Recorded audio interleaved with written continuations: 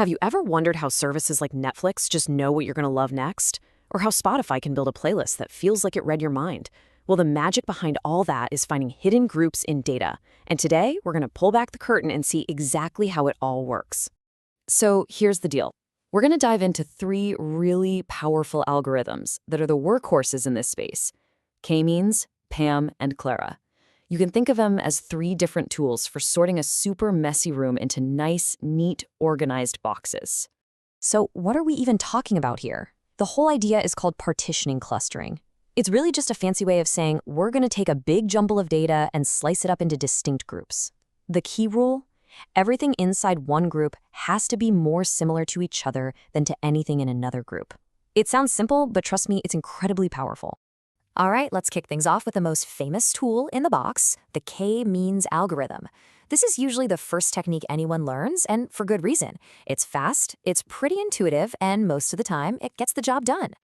The goal of K-means is actually really straightforward. You tell it how many clusters you're looking for. We call that number K. And then its entire mission is to group all the data points so that each cluster is as tight and compact as possible. It's all about minimizing the distance between the points and the center of whatever group they're in. So how does it pull off this magic trick? Well, it's kind of like a two-step dance that just repeats over and over. First, every single data point looks around and joins the team of the closest center point, or centroid. Then, each of those centroids moves to the new average spot for all the points that just joined its team. Assign, update, assign, update. It just keeps doing that until the groups finally settle down and stop changing. And that simple loop, that's the entire engine behind K-means. It's what we call an iterative process, which means it's constantly refining its guesses. You know, this is a huge concept in machine learning. You start with a random guess and just get a little bit smarter with every single step until you land on the best possible solution. Okay, theory is one thing, but let's make this feel real. Imagine we've only got 3 data points. We'll call them A, B, and C, and we want to split them into 2 clusters, so our K is 2.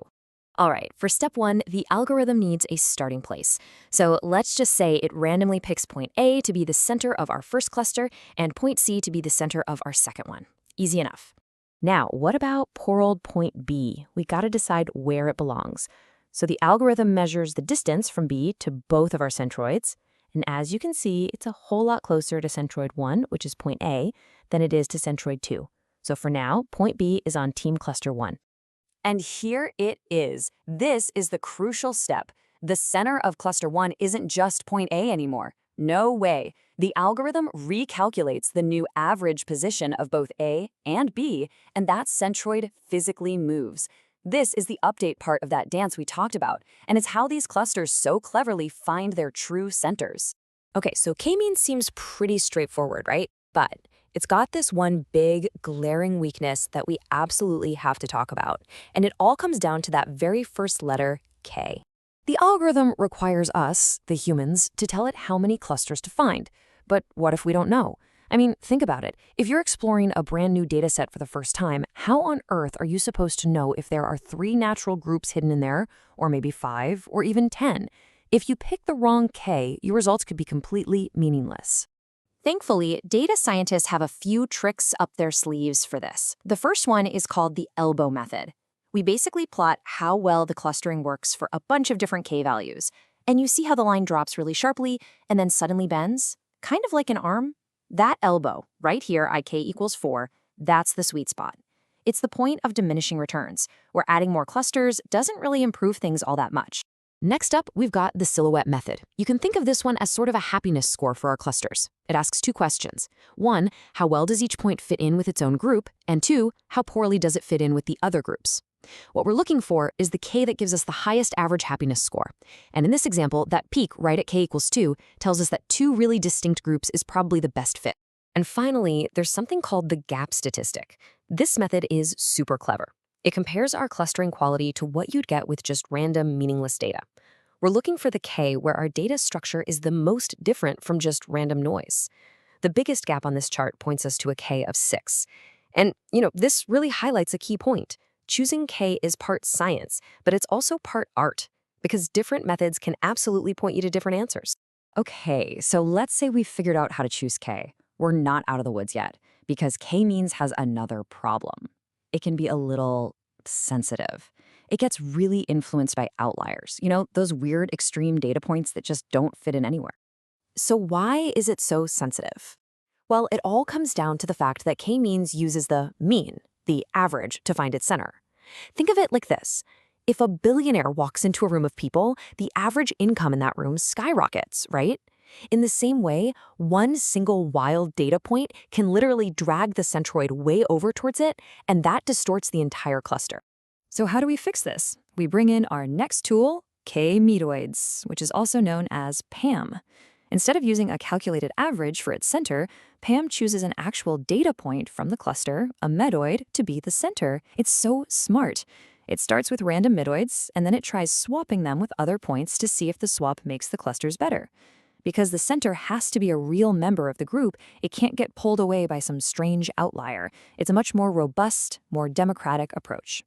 Now, K-medoids is great. It's robust, it handles those pesky outliers beautifully, but all that robustness comes at a price. It can be pretty slow, especially when you're dealing with massive amounts of data. Seriously, imagine trying to find the most central person in a city of millions by having every single person compare themselves to every other person. That's kind of what PAM does, and it's totally exhaustive. With the huge data sets we have today, that can take a ton of computing power and a ton of time. We need a smarter, faster way to get this done. And that brings us to our final tool, CLARA.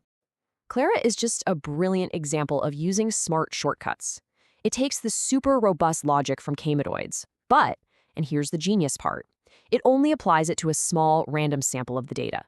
It finds the best medoids within that small sample and then uses those to group the entire data set. It'll even repeat this with a few different samples just to be sure it got a good result. It's really the best of both worlds. You get the robustness and the scalability. So we've met our three main characters today: k-means, PAM, and CLA. And the real key here isn't that one is just better than the others. It's that each one is the right tool for a very specific job. Let's just break it down one last time. You're going to use k-means when you need speed and your data's pretty clean. You'll go for k-means or PAM when you suspect your dataset might have some noise or outliers and you need a really solid result. And when you're facing a truly massive dataset, CLARA is your absolute go-to for getting those robust results without waiting around forever. Ultimately, when you understand these different techniques, you can go from a confusing cloud of points to a clear, insightful map of relationships, just like you see here. Each color, each distinct group, it tells a story. So the real question is, what hidden patterns are just waiting to be discovered in your data?